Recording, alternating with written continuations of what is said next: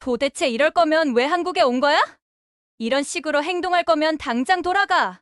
서울 한복판에서 수십 명의 촬영 스태프들이 설레는 표정을 감추지 못하고 웃으면서 카메라로 연신 촬영하기 바빠 보입니다. 카메라 장비들이 서울 거리에 배치되어 있었고 촬영을 하던 한 외국인은 언성을 높이며 옥신각신하고 있었어요. 그런데 바로 그때 평소 불만이 많았던 촬영 스태프 크리스틴이 촬영하던 모두가 들으라는 식으로 언성을 높이며 항의하자 그 소리를 들은 일행들은 서로 당황한 듯 마주보고 어찌할 바 모르고 있는데요. 과연 이 수십 명의 촬영팀들은 대체 무슨 일이 있었길래 다툼이 벌어지게 된 걸까요? 해당 사연은 해외 각국의 스포츠 분야의 여러 부분들을 전문적으로 다루는 미국 스포츠 방송사 직원 케이트 씨가 제보해주신 이야기를 바탕으로 재구성된 이야기입니다. 이야기 시작 전 구독과 좋아요, 알림 설정까지 꼭 부탁드립니다. 안녕하세요. 저희는 최근 한국의 여러 축구 선수들이 아시안컵에서 체력적으로 불리한 순간에도 엄청난 활약을 보이면서 저희 방송사 특집 편성 프로그램으로 한국에 가서 축구 다큐멘터리를 촬영해오라는 출장 발령을 받았는데요. 이 모든 일정은 비밀리에 이루어지게 되었죠. 아시다시피 한국의 축구 선수들이 외국의 유명한 축구 구단에서도 활동하고 있는데요. 김민재, 이강인, 황희찬 선수들을 비롯해 특히나 손흥민 선수에 대한 관심도가 엄청납니다. 외국 구단으로 간 한국 선수들은 타지에서도 엄청난 활약을 보이며 좋은 선수로 자리 잡고 있고요. 그래서 그런지 저희 방송국에서도 한국 축구와 관련된 특집 프로그램을 편성하게 되었고 본사의 지침으로 제가 소속되어 있던 촬영 부서는 저희 감독님을 비롯하여 스태프 23명의 인원이 한국 촬영을 담당하게 되었습니다. 미국 워싱턴 공항에서 한국 인천 공항까지는 약 16시간 정도가 걸렸는데 긴 시간 비행을 하고 도착하다 보니 스태프 전원의 표정은 지쳐 보였습니다. 그렇게 감독님을 비롯한 저희 스태프들은 인천국제공항에 도착하였고 저를 포함한 모든 스태프가 인천공항에 응장함에 입이 다물어지지 않았는데요. 이른 새벽 시간에 한국에 도착한 터라 각종 촬영 장비와 카메라 장비들을 챙기면서 감독님은 저희에게 1차 촬영을 하고 숙소로 가자는 말씀을 하셨습니다. 그래서 저희는 첫 번째 촬영지를 어디로 할지 공항에서 의견을 나누었습니다.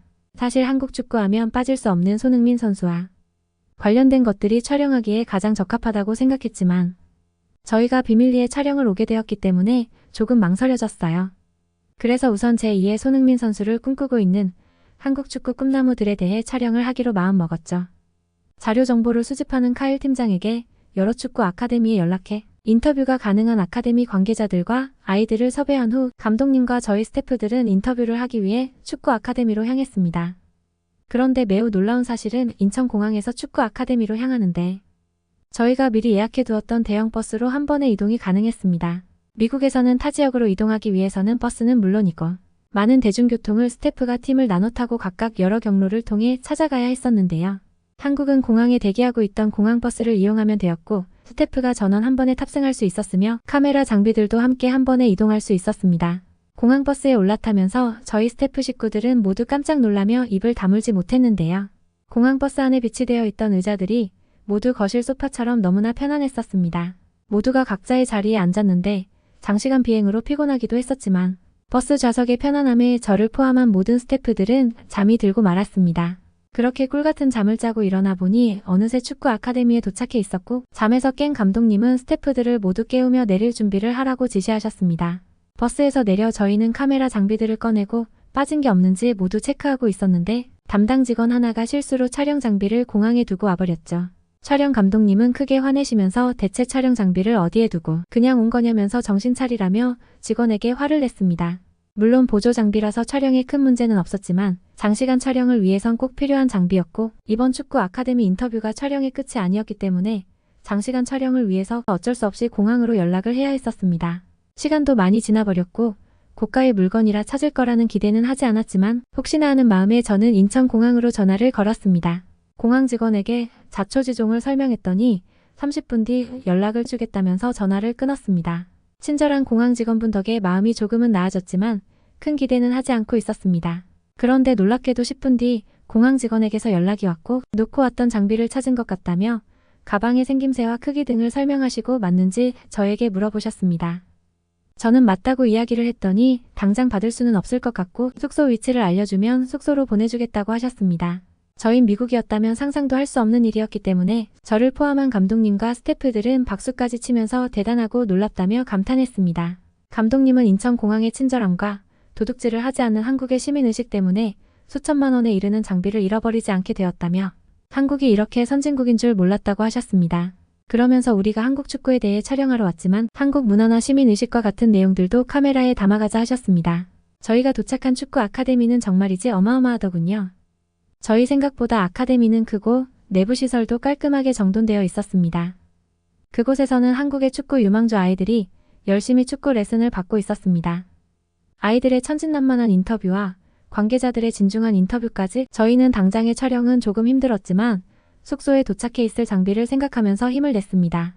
고단한 촬영을 마치고 주변에서 쉬고 있는데 늦은 시간인데도 시민들이 즐겁게 저녁 시간을 즐기는 게 눈에 보였습니다. 미국은 늦은 시간이면 범죄에 노출될 수 있어 최대한 나가지 않는데 한국은 이와 다르게 남녀노소 가리지 않고 즐거운 시간들을 보낼 수 있는 것 같아 보였습니다. 촬영 감독님은 여러 한국 축구 주역 선수들에 대해 질문을 하며 촬영 자료를 열정적으로 수집하고 계셨죠. 그 시각 저와 다른 스태프들은 도시와 자연이 어우러진 환경과 한국이 가진 기술력, 그리고 시민의식까지 카메라에 담아 우리 미국에서 방영하게 되면 미국 사람들도 새로운 문화를 배우고 한 단계 발전할 수 있는 계기가 될 것이라며 열정적으로 서울의 멋진 풍경을 카메라에 담아보자고 했습니다. 그렇게 모두가 한참 열심히 촬영을 한 뒤 우리는 서울 명동에 예약한 숙소로 이동하기로 했습니다. 촬영팀 중에 한 직원이 예전에 명동에 방문했던 적이 있는데 괜찮았었다는 말에 그곳으로 숙소를 잡게 되었던 것이죠. 그렇게 저희는 숙소 앞에 도착한 순간 저뿐만 아니라 스태프 모두가 서로 얼굴을 마주보며 입을 다물지 못하고 놀라워하고 있었습니다. 감독님은 저희에게 다가와 지금 여기가 우리가 지낼 호텔이 맞냐며 놀란 표정으로 호텔을 바라만 보고 있었습니다. 저희가 도착한 호텔의 외관은 통유리로 되어 있었으며 아주 높은 빌딩이었습니다. 호텔 외관의 웅장함에 모두 넋이 나가버리고 만 것이었습니다. 바로 그 순간 호텔 직원으로 보이는 한국 사람이 저희에게 다가오더니 호텔 안으로 들어오시라고 안내해 주었습니다. 호텔에 들어서면서도 저희는 연신 감탄하게 되었는데요. 호텔 대리석 바닥은 호텔 외관과 마찬가지로 깔끔해 보였습니다. 엄청 세련되면서 현대적인 모습을 하고 있었죠. 스태프들은 호텔의 현대적인 모습에 좋아하면서 촬영을 온 건지 호강을 하러 온 건지 모르겠다며 서로 미소 짓기 바빴습니다. 스태프들은 각자 객실을 배정받아 객실로 모두 이동했고 그렇게 얼마 지나지 않아 저희는 스태프들과 저녁 식사를 하기 위해 호텔 로비에서 다시 모였습니다. 그런데 로비에 모인 스태프들의 표정에는 웃음이 가득했습니다. 직원들은 저마다 자신이 지내게 된 방의 장점들을 소개하기 시작했습니다. 어떤 방은 유럽에 와 있는 듯한 디자인이며 어떤 곳은 마치 전시회에 온 것 같다고 했죠. 제가 지낼 객실도 사실은 벽이 모두 흰색의 벽돌 타일로 꾸며져 있었고 1인 의자와 테이블 그리고 가구들은 한국 전통 무늬가 새겨져 있는 독특한 내부를 가지고 있었습니다. 그때 감독님은 갑자기 로비 카운터로 가더니 카운터 호텔 직원과 이야기를 나눴고 다시 저희에게 돌아와서는 촬영 허가를 받았으니 저녁 식사를 하고 돌아와 객실을 영상에 담자고 하셨습니다. 그 소리를 듣고 직원들은 모두 웃으며 그렇게 하자고 했고 한국 음식에 대해 촬영할 일부 장비들을 가지고 호텔 직원분이 추천해주신 삼겹살을 파는 식당으로 이동했습니다. 그렇게 식당에 도착해 삼겹살을 주문했죠. 호텔 직원의 말로는 삼겹살은 다 같이 일하고 난 후 회식 자리에서 다 같이 먹기 좋은 대표 회식 메뉴인데 숯불에 구워 먹으면 육즙도 풍부해지고 반찬과 곁들여 먹으면 다양한 맛을 느낄 수 있다며 추천해 주셨습니다. 음식이 나오고 저희는 고기를 구워주시는 직원분의 안내에 따라 상추에 고기를 넣고 쌈장을 발라 한 입에 싸먹어 보았습니다. 돼지고기지만 부드럽고 육즙이 터지면서 쌈장의 오묘한 맛까지 느껴져서 너무 맛있었습니다. 서비스로 나온 김치찌개는 국물부터 숟가락으로 떠먹어 봤는데 달달하면서도 짭짤하기도 하고 살짝 매콤한 기운이 도는데 계속 국물을 떠먹게 되는 신비로운 음식이었습니다.